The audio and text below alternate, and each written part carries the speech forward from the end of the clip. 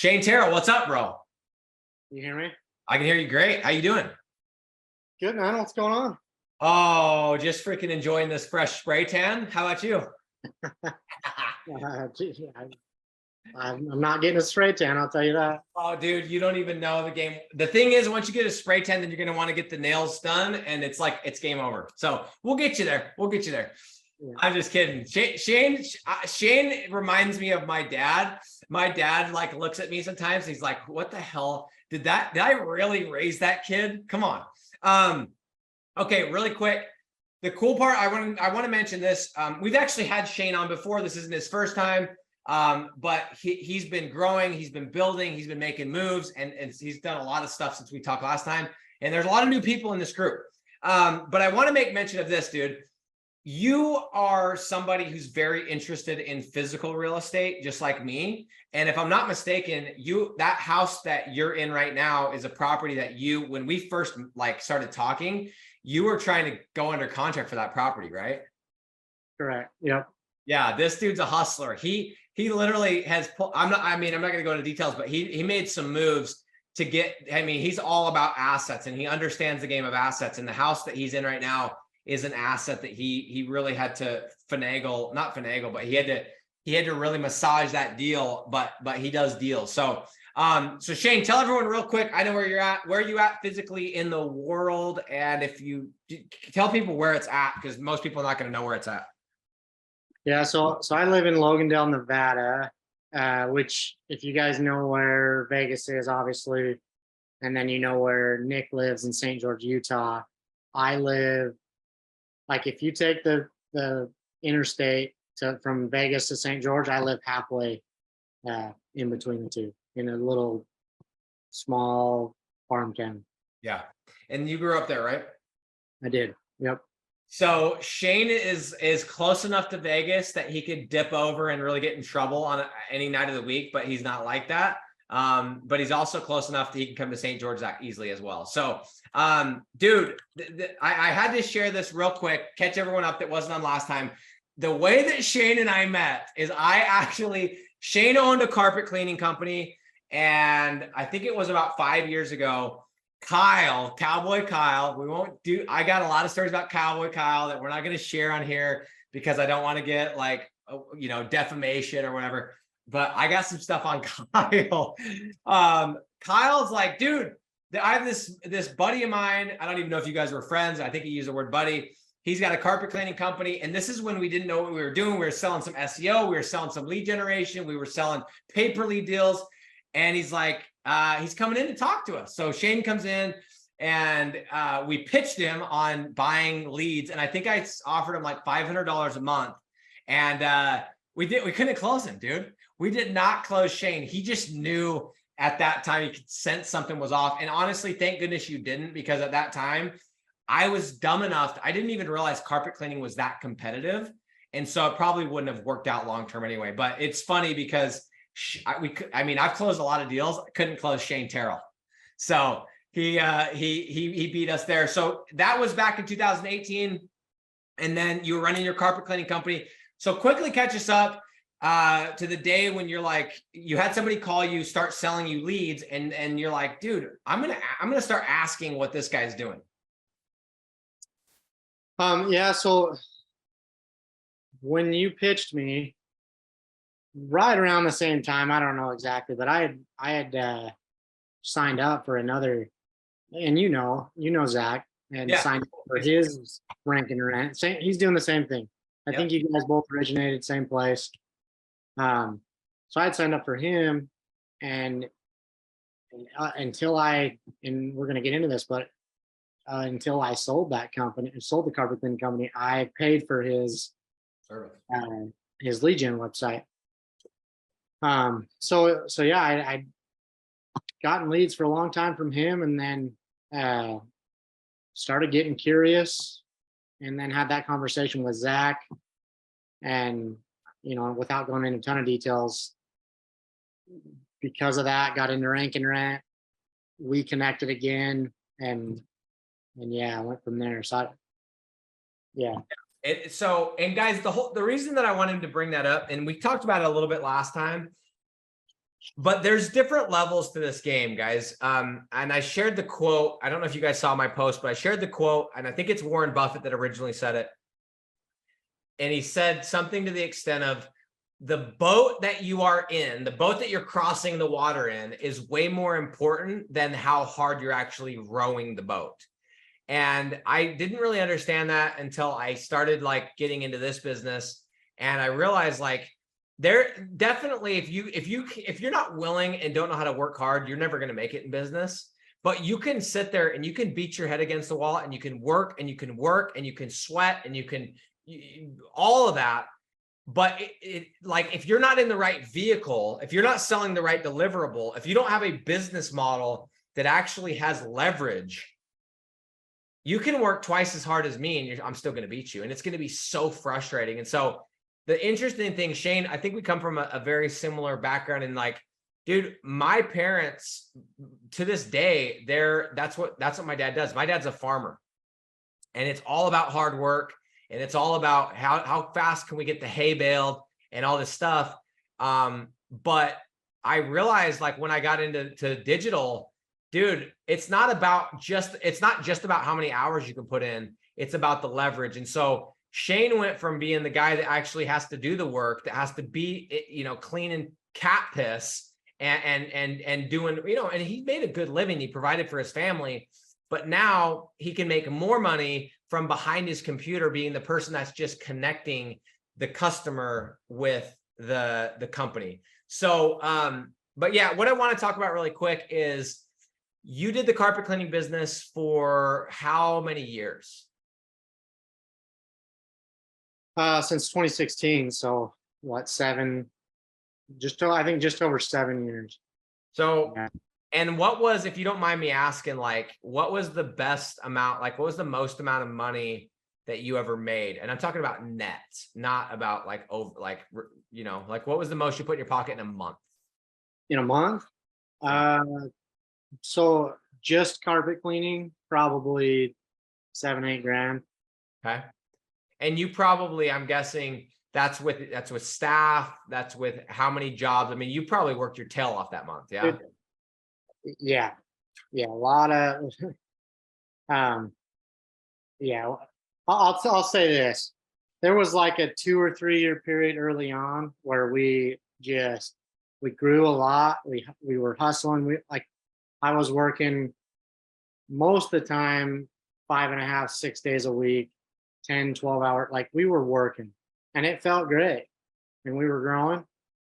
I can't even, like, in talking about the right boat, if I would have had that 2 or 3 year period with that same amount of energy, work ethic, all that, but we had a different vehicle on, and there's a bunch of them, but rank and rent included, like, I would be in a much better place than I currently am. And I'm not in a bad place. I'm really not.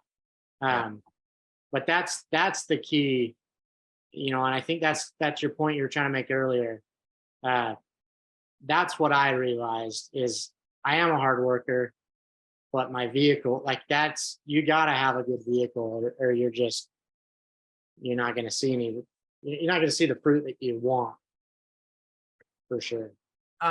Dude, what's crazy is, if we're talking about pound for pound hardest workers in the world, you know what place has some of them, maybe the hardest workers in the world is Africa, dude. Like, I spent the last 3 months going, holy shit, did that guy, I literally woke up and he was literally taking a hammer and pounding rocks, and I ate lunch and he was still doing it, and I did a call, and like all day for 3 months I watched this guy do it.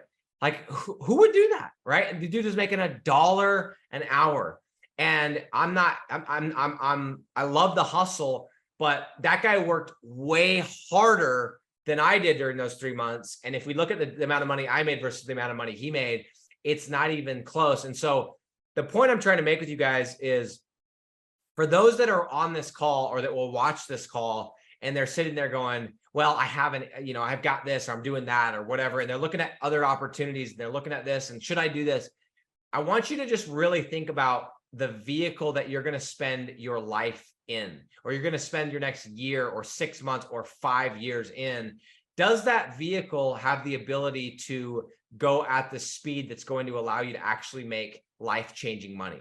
And let's be honest, you could have made millions of dollars doing carpet cleaning. Like, there are people that are making millions of dollars doing carpet cleaning, but you would have had so much stress. You would have had to have so many crews, and you'd have had so much liability and insurance and moving pieces and parts, and you wouldn't have had the time freedom. You wouldn't have had the location freedom. You wouldn't have, like, it would have been so radically different in order for you to do it. And the chances of you getting to that stage in carpet cleaning versus getting there with this is night and day. And so I guess what the point I'm trying to make is, when I started out doing door-to-door sales, that was a great cash flow, man. I was making $150,000 a year, right? I was stoked. I hadn't gone to college, none of that. But I realized as I sat there and looked at it, I can't work that much harder than I already am. I'm already working harder than everybody in my office. I'm knocking 5 extra doors after dark. I'm getting the police called on me. I'm giving up time with my family. And I'm not going to magically go make $1 million next year. I might get to 200, but I'm going to have to work twice as hard. And that's when I realized, like, I got to get out of this, and I need to make sure that the thing that I get into has leverage. And then I got into that. And then it was just this evolution. And so what I need you guys to realize is, as you are considering getting into this business, and the reason we're talking about this is because this is the free group. This is the group where some of you guys have never even started this business. Some of you guys are just in here peeking around. Some of you in here going, is this a viable business? Is this a business that I should do? And I'm here to show you, like, this is somebody who was the contractor, saw the writing on the wall and went, dude, I can literally make at least the same amount of money with a way better lifestyle. So let's talk about, 7 years later, 8 years later, what was it, a month ago, you actually just barely sold the company. Yeah. Yep. Less than a month ago. And really, like, you could say legally it's not done. It's done. But yeah, so less than a month ago, I've been out of it 100%. That's a weird feeling. What was it like? Like, do you feel way more? I mean, here's one thing that people have to, like, when you're used to manual labor or you're used to doing that, there is something to be said about waking up, doing hard physical labor, and, like, at night taking a shower and laying in bed. Like, even when I knocked door to door or worked on the farm, like, it feels good, right? Because you're like, I got something done, right? But the truth is, you can trick yourself, and, like, your body might be tired, but you didn't add anything to your bank account. So you have to be careful of, like, just because it required a lot of physical labor doesn't mean you actually were productive. You know what I'm saying? Yeah, and I'm that way too. Like, I love that feeling of, like, especially, like, being able to go see something that you've built. And that's been a challenge for me, because I've got employees now, and like, people building websites for me. I don't do that anymore. Cold callers. And it's a weird feeling when you're doing whatever. Like yesterday, some of my VAs that I have, like, they're in the Philippines. It's not freaking 4th of July for them, so they were still working. Yep. And that's a weird feeling, like, you're out doing whatever, yet things are still getting done. Yeah, and that's been an adjustment. It's definitely been a weird month. Yeah. I'm sure not in a good way though, but what I'm saying, and again, I'm kind of speaking to the person that's sitting there like, should I jump in? Is this like, there is this transition that you have to make mentally of, like, just because you're not physically tired doesn't mean that you weren't productive. Because some of the days that I'm the most tired, I don't move from this chair at all. And I'm just on calls, and I'm doing lives, and I'm creating content, and I'm doing internal meetings, and I'm hiring this person, and I'm making this call and doing that pitch. And I'm not out there freaking moving hand lines and moving pipe and getting dirty and all that stuff, but I am, make no mistake, I am making moves. So it is a transition, especially, and anyone that's either currently a business owner that's doing something where they're actually in the business. I know there's actually surprisingly a lot of people in this group Because when you join this group, I asked you questions, and a lot of people like, hey, I do this, but I'm looking at generating leads for my business. And I'm sitting here telling you, instead of sitting here going, let me generate leads for my business, what if you have you or should you consider, why not just being a lead generator for multiple businesses? Like, and that's really what you did. So what made your mind, like, how did you go? Like, for some of us, some people are like, yeah, that's a no-brainer, but people don't realize when you're raised like that, when that's what you've seen and that's what you've grown up and that's just what's in your head, like, that's all my dad knows. And he's the hardest worker I know, but he always tells me that all the time. He's like, dude, I just need you to like, tell me how to get out of this, because I know I'm working way harder than you are, but like, what's going on here? And I need to just change my mindset. But when did you like wake up and go, dude, I need to make a change? Was it that you needed more time with the family? Is it that you felt like, man, I'm going to die early because I'm working so hard? Or like, what made you decide to make that move? That's a good question. I think there's a lot of things. But probably the two that stand out, like, so my dad, my grandpa, my brother, really my whole family comes from the construction world. And honestly, all of them are successful. All of them make over six figures, do really well. But none of them are happy. And define what do you mean by happy? Like they're not happy with what they're doing. Like, it's like, oh, I got to get to work again. Yeah, dude, they get 2 weeks a year off. So we'll get a little personal here, but like, it started to click in the last year. So I have a sister-in-law that got diagnosed with basically terminal cancer. My brother's wife. Damn. And sure, they had the income to give her the best available medical care, but like, my sister-in-law is going to doctor's appointments that are literally like life or death, right? And my brother's at work, Damn, dude. like, who wants to be that? Like, who wants to be at work while their wife's dying, right?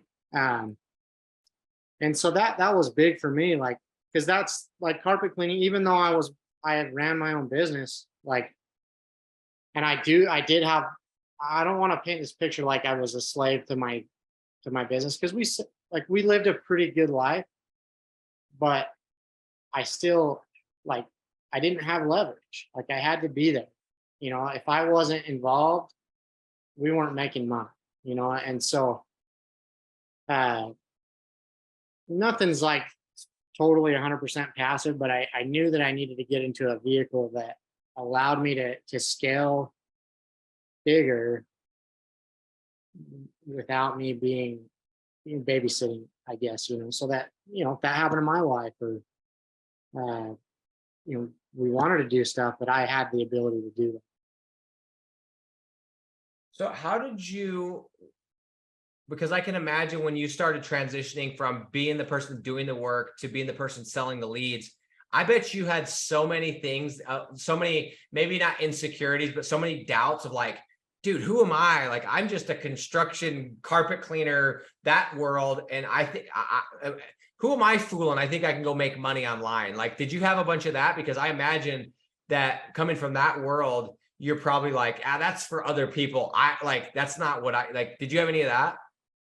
I feel like I probably still do, like, every time that like, I get a new client, it's like, dude, man, do I really know what I'm doing here? Yeah. The little imposter syndrome almost that everyone seems to have. Yeah, for sure. What's your plan? Like, what was your plan before digital real estate with your real estate? Was it just, by the way, do you know what's funny? I say, when I say real estate, I say real, like REEL. My buddy pointed it out, and it should be real, but I'm from Utah. So what do you blame me? But I know you're super interested in real estate and like buying houses, buying apartments, all that kind of stuff. when you heard of this model, was it kind of the same light bulb moment that a lot of us had of like, oh, this is like the same thing, but I could do it online? Or did you have that connection as well? Oh yeah. Oh yeah. Like I I love real estate still. I think I will still do it. I'll still buy rental properties. But yeah, man, there's just so much less capital that has to go into it to get a similar dude, like to get a similar return. I've got rental properties that cash flow over $1,000, but I also have websites that cash flow $2,000, and yeah, the capital investments, you know, Fractions. yeah, right. The returns on these properties, and by the way, let's set the record straight, because I'm not sitting here going, digital real estate is better than physical real estate, because let's call it what it is. There are things that physical real estate have that digital will never have, like depreciation, which is something that, if you don't know what I'm talking about, once you start getting to certain income levels, it is going to change everything. So I'm never not going to be buying real estate. I'm sitting in a piece of real estate that I bought. So I'm not trying to like say this is better. It's just different, but it's also the same. But if you look at like returns, cash on cash returns, dude, every time I get a deal, I'm like looking at the money I had to put into the deal versus how much I'm getting out of it. That's why I laugh when people are like, dude, I spent like $1,500 in ads. You're like, do you know what a down payment on a freaking property, like this isn't a huge property. This is like 450K. Down payment was 90 grand, right? 20%. So 50, and my return on this, by the way, with the interest rate and stuff, barely making any money on this. And actually like with a really high amount of rent, I'll barely make $200 a month, right? Cash. Right. So go do the math on $200 times 12 months, $2,400, divide that by my $90,000 investment. That's a pretty shitty cash on cash return. Look at a website where you spend $1,500 to get the deal. Sorry, why am I getting a call from freaking, people should know I'm busy right now, dude. Son of a bitch. Don't call me between the hours of 4:30 or 5:30 any day of the week. And if you call me on Monday, you're not going to get me. Okay. Just a heads up. I'm going to choose somebody out. That's one of my team members. They should know better. But anyway, you look at the cash on cash returns with these, like even if you spent $2,000 to get a client, within 2 months, you're making that money back, or a month and a half. And in the first year, your cash on cash return is going to be so stupid. It's not even comparable. Okay. So it's just fascinating. But every time I get a deal, I still go, dude, is this real? Like, is this actually real money? Are we, you know what I mean? Like, obviously it is, but those first couple deals, you're like, this can't be that simple. And I'm not going to say it's easy, but it's very, very simple. So I think the important thing is like the similarities though, that whether you do rank and rent or not, or I think you need to pay attention to like the benefits that this model has, that regular real estate has, of that recurring revenue that, you only have to do the work for once, in a way, right? Like, yeah, there's some back end work, sure, but you put a lot of work up front into that and it'll pay dividends, as long as you take care of your client for a long time. The game is so simple. Like, again, notice I'm saying the word simple, not easy. The game of winning, the game of getting rich, and I know that's kind of a loose term because you could define rich as a lot of things, but let's call it rich just like financial freedom, right? Rich in freedom wise. The game of getting rich is so freaking simple. Write this down. Build, buy, and create cash flowing recurring assets. That's it. That's all you have to do. Whether it's physical real estate, digital real estate, whether you go create a patent doesn't pay you recurring though. So that I guess that technically wouldn't be it. But I mean, technically an artist, somebody that creates music they create a song, that's an asset, right? That song is going to pay them every single month on TuneCore or whatever it is that they use. But if that's all you guys did, if that's the one thing you took away from anything I've ever said, because this is the advice I got a couple of years and it completely changed my life. Build, buy, and create cash flowing, recurring assets, and you will become rich. And some of you, it will happen sooner. Some of you happen later. That's all you got to do. And Shane is doing that. He's buying his physical real estate. Now he's creating his digital real estate. Like, I'm doing the exact same thing. But what's so dope about this model is until we discovered this model, it was like the physical real estate, the Robert Kiyosaki, Rich Dad, Poor Dad. It was so out of reach. I got to save. Oh, I got to find that perfect deal that's only 200 grand. Well, I still need $40,000 down. And then it's like, okay, now I got to go get creative on the next one. It's like, no, we can use this to pay our bills, create an amazing lifestyle, and use the leftover cash to go and invest in assets that are physical, actual assets. And by the way, and this might be going a little too off topic, but buying physical real estate is getting harder and harder. Like, very. You need an excessive amount of, we'll call it active income, to get into that nowadays. And I don't think it's going to get easier. So, dude, you know, have you found any deals lately in physical real estate? I've gone under contract. Well, I just got out of contract. I thought I had a deal locked down in Vegas.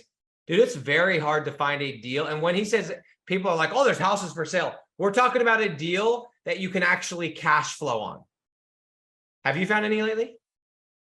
And no, not really. Like, no, not with a high amount of money injected into where you create that cash flow. Yeah, you have to go buy kind of like a piece of shit, fix it up. You have to create the value inside of the deal, and it's a lot of time and money. Even not to keep going on the tangent, but even those, man, they're still out there. Don't get me wrong, but even those are barely breaking even. That's crazy, dude. Well, it's because of interest rates and high prices. But no, I'm the same way. You guys want to know what I do every single night is I lay in bed, and I'm not saying this is a good habit because it gets me all pumped. I lay in bed and I usually can't fall asleep right off the bat. I open up Zillow and I have like 3-4 cities. I set my criteria. I check all the new properties in the last 24 hours. Then I go over to LoopNet, which is the commercial Zillow, and look at if there's anything new. There's rarely new stuff because commercial stuff only comes on every once in a while. Nope, no new stuff today. Every single day I see what comes on the market, and it's a wild, dude. The physical real estate world is a wild conundrum we're dealing with right now, dude. Yeah, anybody that, and it may crash, But here's the thing is what you can do is while we're waiting for either the interest rates to come down or the price to come down or both, we can continue to build digital assets for a fraction of the price of buying a physical. We can be smart about it. We can keep the money. We can save our money for those down payments. And we can be in a position where if it does crash, we actually have cash. And that's the whole point of what we're talking about here is everyone should be buying physical real estate. I truly believe that. I think that's the easiest way to become a millionaire and have a $1 million, $10 million, $100 million net worth. However, those deals are not, you can't just go you can't just go buy an unlimited amount of deals like you can with digital. And it's so, you can build as many of these as you want. There's no limit to it. It's crazy, dude. When you really think about it and you're like, wait, I spent $200 on ads or even $500 on ads. They're paying me $1,500 a month. And it's going to cost me, a couple $100 with my team with SEO and stuff. I'm making $800 cash flow. And I could build another one in the next city and another one. And you're like, you start to realize like, dude, there's so much opportunity. It's insane. So let me see what we got really quick inside the questions. And Curtis Horn says, what parts of the business are you outsourcing, Shane? For digital. Yep, for digital. Yep. So list building, building the websites, setting. I have appointment setters, so like setting the what would you call that? Hooking the contractor. Those like prospectors, they're setters. Yes, cold callers.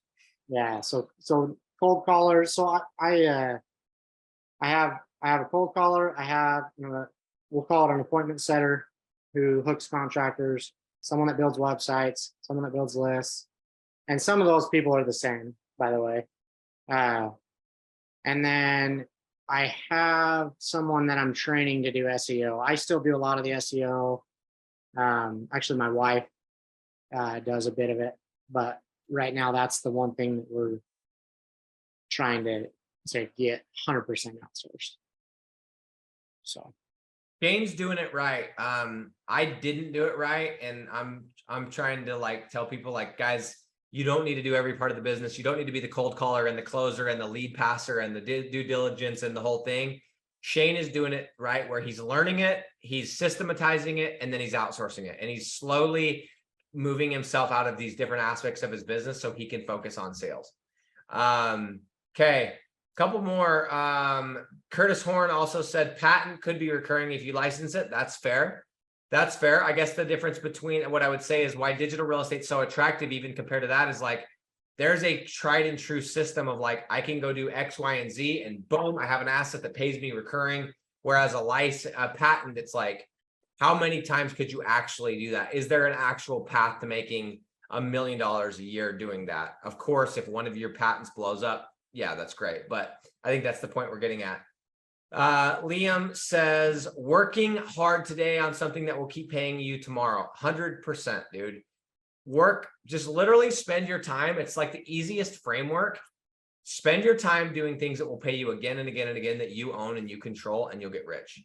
Johnny Wee, Shane, Johnny Wee says he has found real estate deals he said under 20K. I don't know if he means under 20K with the down payment. I still would be very fascinated what city he's looking at. Maybe he's looking at Caliente, Nevada. If you haven't been to Caliente, Nevada, you need to go this year. It is an amazing shithole. My grandma used to live there, dude. Thank goodness she died, dude. And I hope my other grandma doesn't hear me say that. But bro, Caliente, am I wrong? I mean, What, you got family there, dude? It's shit. It's like literally, I feel like have you guys heard of Skid Row? It's like the Skid Row of Nevada. Anybody that's been through like central Nevada, there's really nothing there. Dude, it's wild. And doesn't Caliente mean like very hot or some shit like that? I don't even know. Bro, I'm pretty sure like that. This is very important. Hold on. Meaning of Caliente. Dude, you got to be careful, man. Coming from Parowan, like you're not. No, bro, Parowan's shit too. I'm not saying it's not. Caliente means hot. So yeah, there you go. You want to go see the hottest place on earth? There you go. Caliente, Nevada. But no, don't worry, Shane. I know where I'm from, and I'm not saying it's much better. But no, Johnny Wee, I would love to hear how you're finding deals under 20K, or if you're just trying to I mean, I'm gonna give you the benefit of the doubt, but I'm very doubtful. Sean Curley says positive cash flow is impossible in LA. Everything's impossible in LA. Yeah. Except for doing TikTok dances with your boys. LA is such a unique place. I hope I never go back. And if that offends anyone on the stream, go to a new group. That's how I feel. I do love Irvine. I do love Orange County though. Not an LA guy. Me too. Okay, what else we got here? Let's answer one or two more. Michael has a good question. He says, Shane, tell us about your first site and the initial results.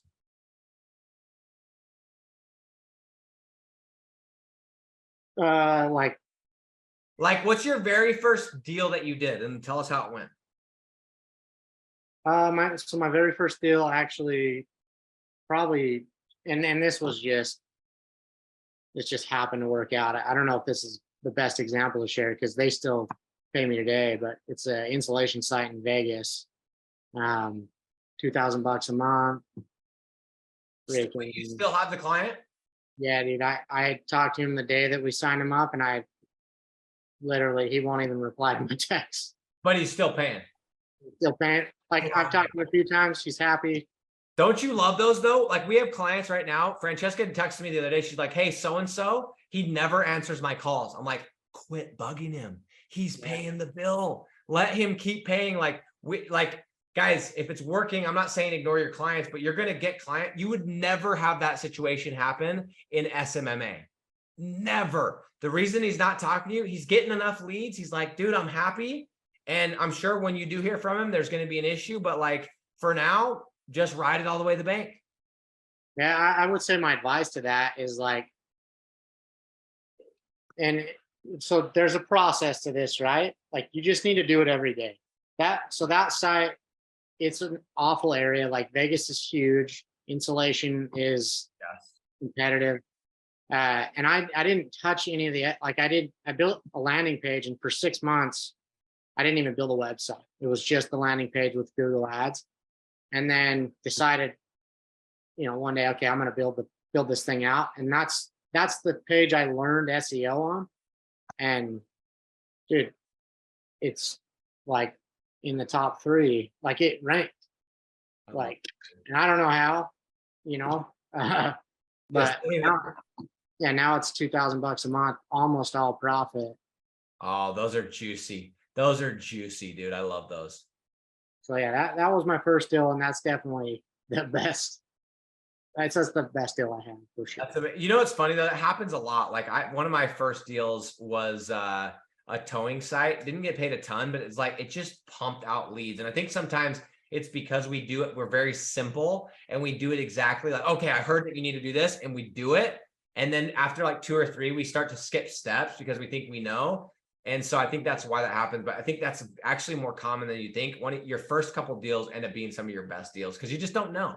Or you go through enough people that you find that person that was already looking and they're just a perfect client. And so that also happens. So, dude, this has been, I love talking to Shane because he has such a different perspective. And he has context. And what a lot of people don't have that watch these calls or that are in this group or that are on just in the world is they don't have context. You don't know how good you have it when you haven't run a carpet cleaning business doing 12-hour days, 6 days a week, barely seeing your family. You don't know how good you have it when you haven't knocked doors in the blistering heat 6 days a week, 12 hours, sometimes on Saturdays, and getting rejected and making no money on a Saturday and not doing anything fun, missing the lake, not doing holidays.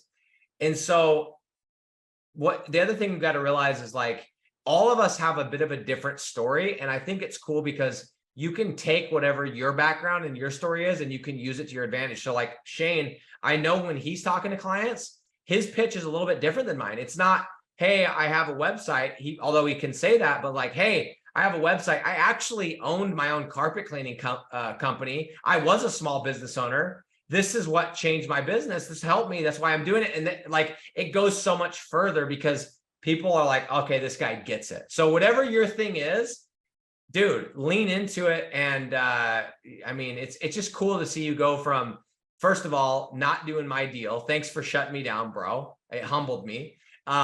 To buy, dude, the worst part is you bought somebody else's leads, which makes me even more pissed. But nonetheless, you go from that to getting into this, to scaling this, to selling off your carpet cleaning business, and now going all in on this business. So Shane Terrell, you the man, dude. Congratulations. I'm excited.